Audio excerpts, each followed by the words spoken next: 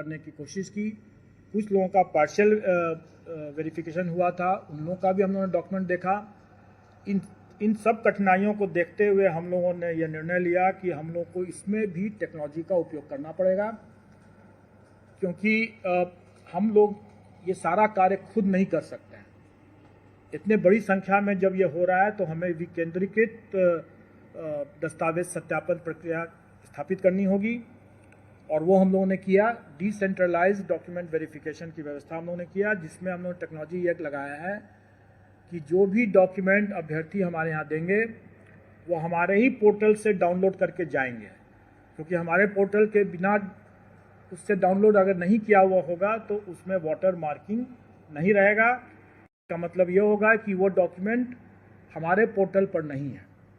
तो जो चीज़ हमारे पोर्टल पर नहीं है उसका हम कोई संज्ञान नहीं ले सकते हैं, और इसीलिए हम लोगों ने जो डिसेंट्रलाइज्ड डॉक्यूमेंट वेरिफिकेशन की बात किया, उसमें भी हम लोगों ने हिदायत दे दी है कि जो डॉक्यूमेंट आयोग के पोर्टल पर है ही नहीं उसका कोई संज्ञान नहीं लिया जा सकता है। इसलिए जब भी कोई अभ्यर्थी वहाँ जाते हैं, जो सफल अभ्यर्थी जाते हैं डिसेंट्रलाइज्ड डॉक्यूमेंट वेरिफिकेशन के समय, अपने योगदान करने के समय, अगर उनको लगता है कि कोई डॉक्यूमेंट ज़रूरी है और वो हमारे पोर्टल पर नहीं उन्होंने अपलोड किया है, तो वो बेशक अपलोड कर दें, अपलोड करें और फिर डाउनलोड करें और फिर उसको लेकर जाएं, क्योंकि उसमें वाटर मार्क हो जाएगा। वो प्रूफ होगा कि हमारे यहाँ वो आयोग के पोर्टल पर उन्होंने डाल दिया है, क्योंकि यही बाद में 10 साल 20 साल जब भी खोजा जाएगा तो यही डॉक्यूमेंट रहेगा, और ये बहुत आवश्यक है। और इसीलिए इसमें भी हम लोगों ने टेक्नोलॉजी यूज़ किया कि वाटर मार्किंग और उसका रजिस्ट्रेशन नंबर दोनों को हम लोगों ने अंकित कर दिया। इन सब के बाद अब हम लोग कुछ आपको आंकड़े बता देना चाहते हैं।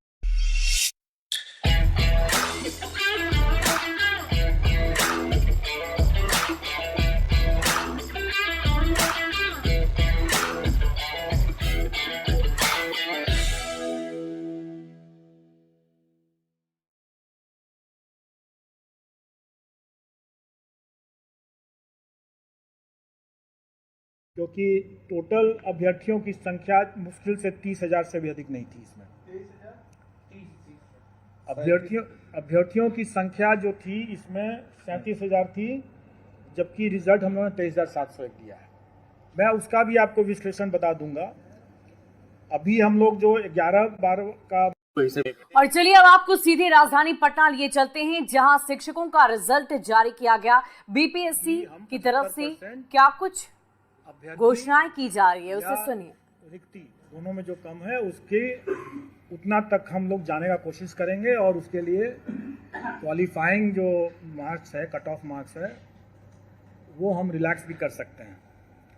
इसको लेकर के भी कुछ लोगों ने कहा कि अब तो गुणवत्तापूर्ण शिक्षा का क्या मतलब रह गया जब आप फेलियर कैंडिडेट्स को भी आप सेलेक्ट कर लेंगे। उसके बाद जब हम लोगों ने परीक्षा आयोजित कराई और जो प्राथमिक वाले पीआरटी वाले जब निकल के आए तो लोगों ने हल्ला करना शुरू किया कि ये परीक्षा तो ऑफिसर्स के लिए है, ये परीक्षा तो टीचर्स के लिए नहीं है, फिर सरकार की नीयत ही नहीं है नियुक्ति करने की। ये सब बातें हुई। उसके बाद जब हम लोग ओएमआर शीट नहीं अपलोड कर रहे थे तो लोगों ने उसके लिए मांग करना शुरू किया कि ओएमआर शीट क्यों नहीं अपलोड हो रहा है। जब ये बताया गया कि कई अभ्यर्थियों ने ओएमआर में अपना रोल नंबर या सब्जेक्ट कॉम्बिनेशन या बुकलेट सीरीज़ गलत लिखा है, उसके हम लोग क्रॉस वेरिफिकेशन कर रहे हैं, तब उस पर लोगों ने कहना शुरू किया कि आप लोग ओएमआर में करेक्शन कर रहे हैं, तरह तरह की शिकायत लगी। उसके बाद डॉक्यूमेंट वेरिफिकेशन के स्तर पर भी लोगों ने कहना शुरू किया कि क्यों डॉक्यूमेंट वेरीफाई करा रहे हैं वगैरह वगैरह। एग्ज़ाम में तो लोग कह ही रहे थे कि जब परीक्षा फल ही नहीं देंगे तो परीक्षा कराने का क्या मतलब है, बाराती और दूल्हा की बात भी कह रहे थे। और इन सभी जो ऑब्स्टेकल्स थे, रुकावट थी, उसको दरकिनार करते हुए जब हम लोगों ने परीक्षा संपन्न करा लिया, तब उसके बाद परीक्षा जब सब साफ सुथरे तरीके से हुआ तो लोगों की अपेक्षाएं, उम्मीदें इस हद तक बढ़ गई कि लोग अब ये भी मांग करने लगे कि सीटेट में जो लोग अनुत्तीर्ण हो गए वो करने लगे कि 5% रिलैक्सेशन कर दीजिए, जैसे कि मेरे पास सभी समस्या का समाधान हो। वो भी मेरे ही अधिकार क्षेत्र में लगता है कि जैसे है, या टीआरई में भी लोग पता नहीं कैसे लोग 5% अतिरिक्त रिलैक्सेशन की बात करने लगे। उसके बाद अभ्यर्थी 1000 गलतियां करें, सर्टिफिकेट्स में तरह तरह की गलती करें, बोले कि मेरा से तो यह गलती हो गया, मुझसे यह गलती हो गया, मौका मिले। और इतनी गलतियों के बावजूद भी जब वो आयोग से ये अपेक्षा करने लगे कि हम तो टाइमली रिजल्ट दे दें और अगर हमें विलम्ब हो रहा है तो हम भ्रष्टाचारी हैं, अगर हम ओएमआर में विलम्ब से अगर कर रहे हैं तो भ्रष्टाचारी हैं, रिजल्ट टाइम पर नहीं दे रहे हैं, तुरंत नहीं दे रहे हैं, चाहे उनकी कितनी भी गलतियां हों, लेकिन हम अगर रिजल्ट टाइम पर नहीं दे रहे हैं तो हम गलत कर रहे हैं। सब कुछ होने के बाद अब जब अभ्यर्थी इतनी अपेक्षाएं अपनी बढ़ा लिए और आप लोग भी बढ़ा लिए, तो सरकार भी पीछे क्यों रहती। तो सरकार ने भी हम लोगों से ये अपेक्षा किया कि भाई आप रिजल्ट के साथ साथ जिला भी आवंटित कर दें। अब आप देखें कि हमारे काम कितने बढ़ गए और ये सभी काम हमें बिना किसी मिस्टेक के, बिना कोई त्रुटि के फुल प्रूफ तरीके से करना है। ये छोटी बात नहीं है। ये आयोग के पूरे टीम को मैं इस बात के लिए धन्यवाद देना चाहूँगा। हमारे एग्जामिनेशन कंट्रोलर टीआरई के हैं शर्मा जी, आयोग के सचिव हैं, और तमाम जो पीछे में जो लोग यहाँ पर नहीं है, जो पीछे में तमाम लोग जो काम कर रहे हैं, ये एक तरह से इतिहास इन लोगों ने बनाया। मैं आपको कुछ फैक्ट्स बताना चाहूँगा कि कैसे ये एक इतिहास बना है। परीक्षा हमारी संपन्न हुई 24, 25, 26 अगस्त को और अभी 2 महीने भी नहीं हुए हैं, 60 दिन भी अभी नहीं हुए हैं। और हम लोगों ने 43 पेपर विषय उसका परीक्षा फल बना लिया है और सभी कैंडिडेट्स को हम लोगों को जिला भी आवंटित करना था, इंटू 38 कर दीजिए, तो हर जिला के लिए भी हम लोगों ने सूची बना लिया है। आप लोगों ने देखा होगा कि अभी तक जितने परीक्षा फल घोषित हुए हैं सब में जिला भी हम लोगों ने आवंटित कर दिया है। तो अगर देखा जाए तो 43 प्रश्न अगर विषय अगर मान लें, अब उसको ये मान लें, तो एक दिन भी अगर एक पर लगाएं अगर, तो उससे अधिक कितना फास्ट हो सकता है। दूसरा ये भी कि आज तक बीपीएससी के इतिहास में इतनी जल्दी इतने ढेर सारे रिजल्ट्स नहीं दिए गए हैं, ये प्रथम हुआ है। दूसरी बात, जो लोग कहते रहे कि हम लोगों ने रिलैक्स कर दिया क्वालिफाइंग कट ऑफ को 75% हासिल करने के लिए इस उद्देश्य से, और इसमें गुणवत्तापूर्ण शिक्षा प्रभावित हुई, तो ऐसी कोई बात नहीं है। आप लोगों को ये सुखद आश्चर्य होगा, और ये बात तो हम लोगों को भी अनुमान था कि बिहार के अभ्यर्थी काफ़ी काबिल हैं और उन्हें इनका काफ़ी एक्सपीरियंस भी है, तजुर्बा है ऐसे प्रतियोगी परीक्षाओं को देते रहने का, और इसीलिए हम लोग कॉन्फिडेंट थे। जबकि कई लोगों ने इस बात को उठाया था कि बड़ा कठिन प्रश्न आ गया है, कैसे होगा, क्या होगा। लेकिन मैं आप लोगों को बता दूं कि कुछ ही 2-3 ही विषय छोड़ करके, और उसमें निश्चित तौर पर वो प्राथमिक का जो मामला था जिसमें कि सबसे ज़्यादा लोग विवाद कर रहे थे कि बड़ा टफ क्वेश्चन आ गया है, उसमें तो बिल्कुल ही नहीं। किसी भी विषय में 1-2 विषय को छोड़ करके, 1-2 मामले को छोड़ करके, किसी भी मामले में हमें अपने क्वालिफाइंग कट ऑफ को रिलैक्स करने की ज़रूरत नहीं पड़ी। सभी अभ्यर्थी अच्छी गुणवत्ता के हैं और जो सफल हुए हैं वो निश्चित तौर पर अच्छे लोग हैं।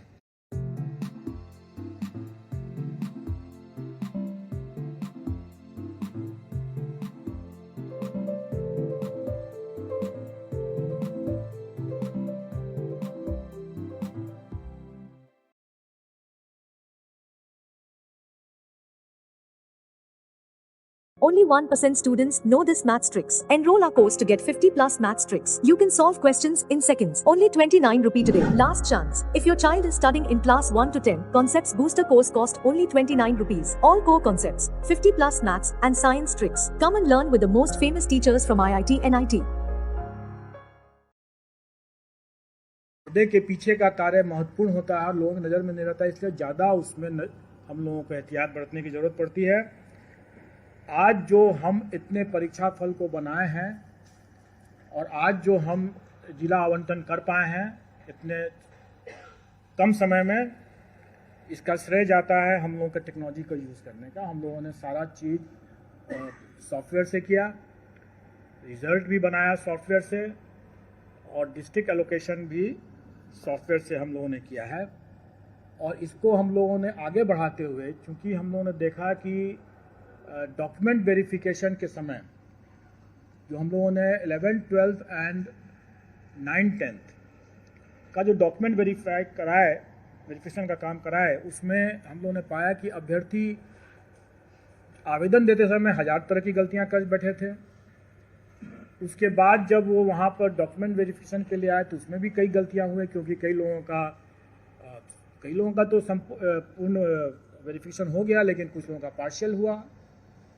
बड़े पैमाने में अभ्यर्थियों अनुपस्थित रहे जानबूझ करके, क्योंकि जब हम लोगों ने उनके डॉक्यूमेंट्स को जो उन्होंने आवेदन में जो दिया था उनको हम लोगों ने जब वेरीफाई किया तो हम लोगों ने पाया कि वैसे लोग जानबूझ करके अनुपस्थित रहे, क्योंकि उसके पहले 500 लोग ऐसे थे जिनका डॉक्यूमेंट वेरिफिकेशन में बिल्कुल ही अप्रमाणित पाया गया।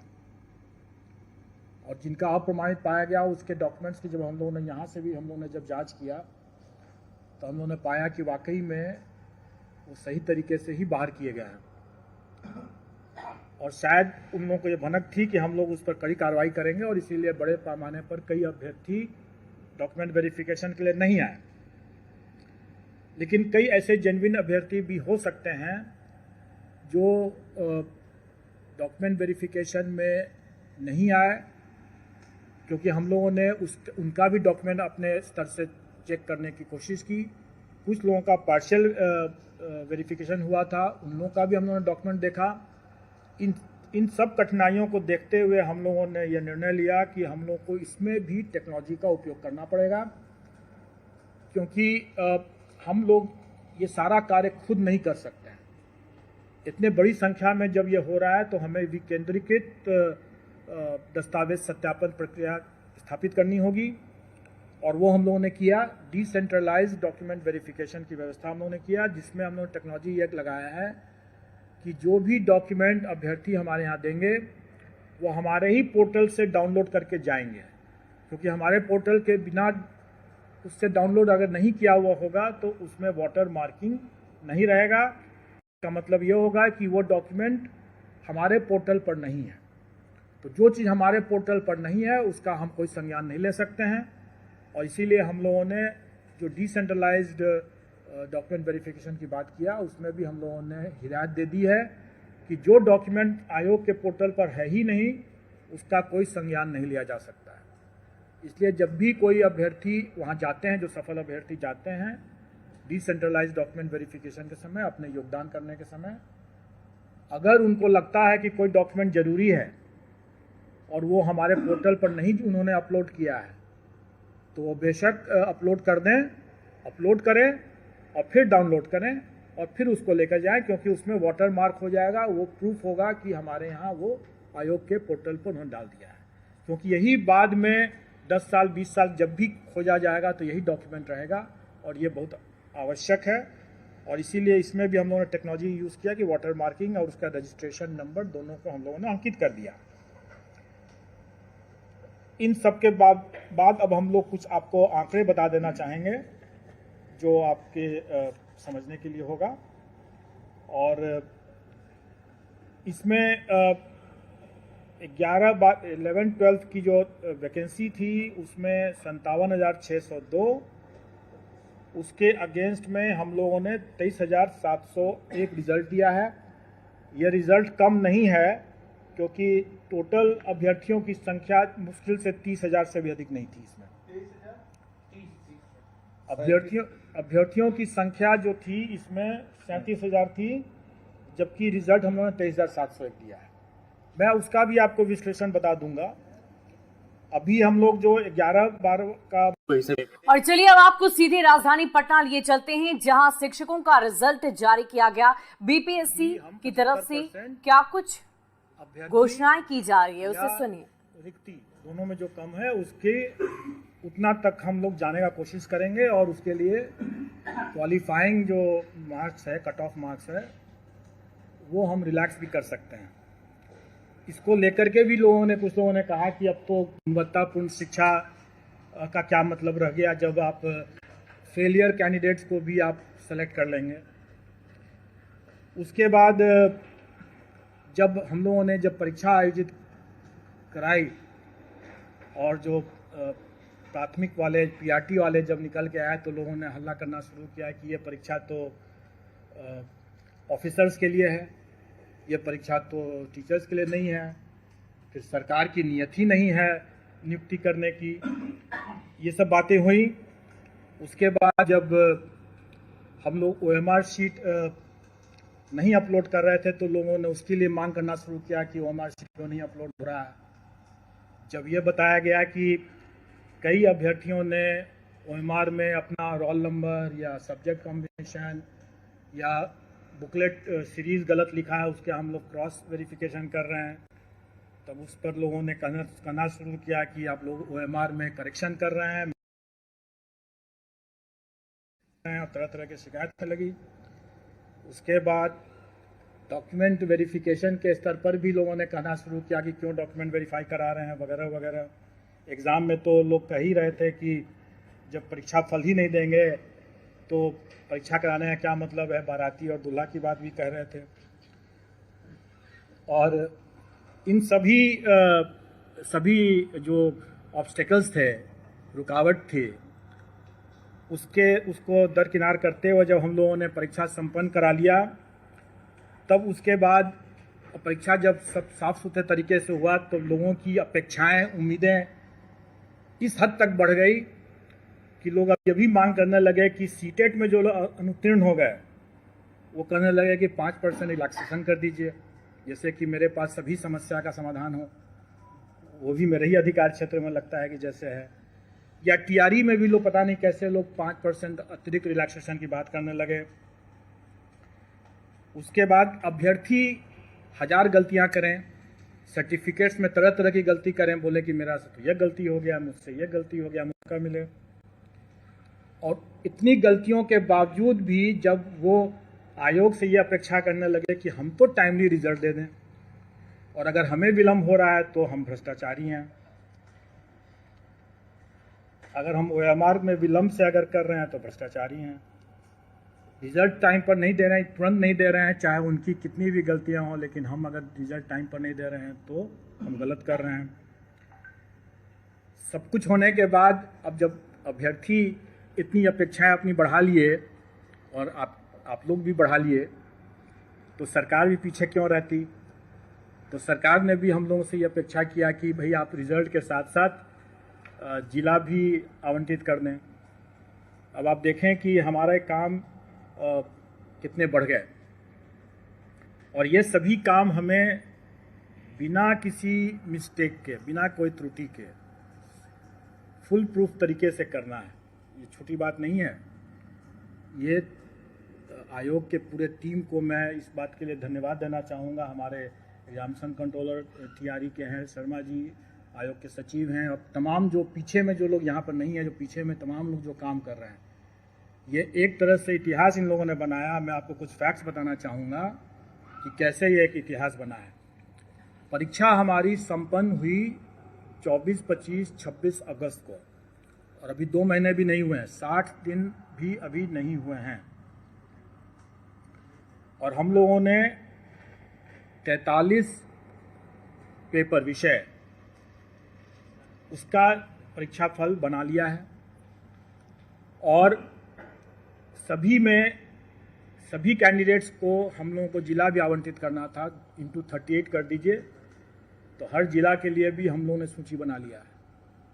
आप लोगों ने देखा होगा कि अभी तक जितने परीक्षा फल घोषित हुए हैं सब में जिला भी हम लोगों ने आवंटित कर दिया है। तो अगर देखा जाए तो 43 प्रश्न अगर विषय अगर मान लें, अब उसको ये मान लें, तो एक दिन भी अगर एक पर लगाएं अगर तो उससे अधिक कितना फास्ट हो सकता है। दूसरा ये भी कि आज तक बीपीएससी के इतिहास में इतनी जल्दी इतने ढेर सारे रिजल्ट्स नहीं दिए गए हैं, ये प्रथम हुआ है।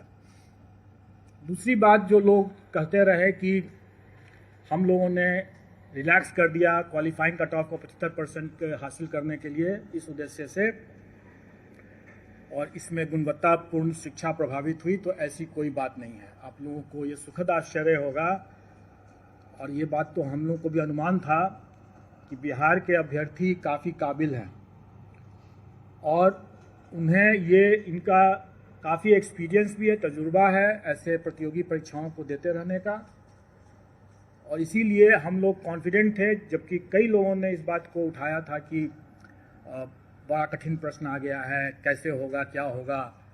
लेकिन मैं आप लोगों को बता दूं कि कुछ ही 2-3 ही विषय छोड़ करके, और उसमें निश्चित तौर पर वो प्राथमिक का जो मामला था जिसमें कि सबसे ज़्यादा लोग विवाद कर रहे थे कि बड़ा टफ क्वेश्चन आ गया है, उसमें तो बिल्कुल ही नहीं। किसी भी विषय में 1-2 विषय को छोड़ करके, 1-2 मामले को छोड़ करके, किसी भी मामले में हमें अपने क्वालिफाइंग कट ऑफ को रिलैक्स करने की ज़रूरत नहीं पड़ी। सभी अभ्यर्थी अच्छी गुणवत्ता के हैं और जो सफल हुए हैं वो निश्चित तौर पर अच्छे लोग हैं। इस परीक्षा में हम लोगों ने बड़े पैमाने पर टेक्नोलॉजी का उपयोग किया। कुछ की बानगी तो आप लोगों ने यहाँ के आयोग के हमारे कमांड कंट्रोल रूम को भी देख करके आप लोगों ने समझ लिया होगा। कुछ की बानगी जो मुन्ना भाई पकड़े गए उन्हें भी अब समझ में आ गया होगा। और इसके अलावा जो मैं बार बार ये कहता रहा हूँ कि जो कार्य हम पर्दे के समक्ष करते हैं वो सब लोग देखते हैं, सब लोग के नज़र में रहता है, लेकिन उससे कहीं ज़्यादा कार्य जो होता है वो पर्दे के पीछे भी होता है।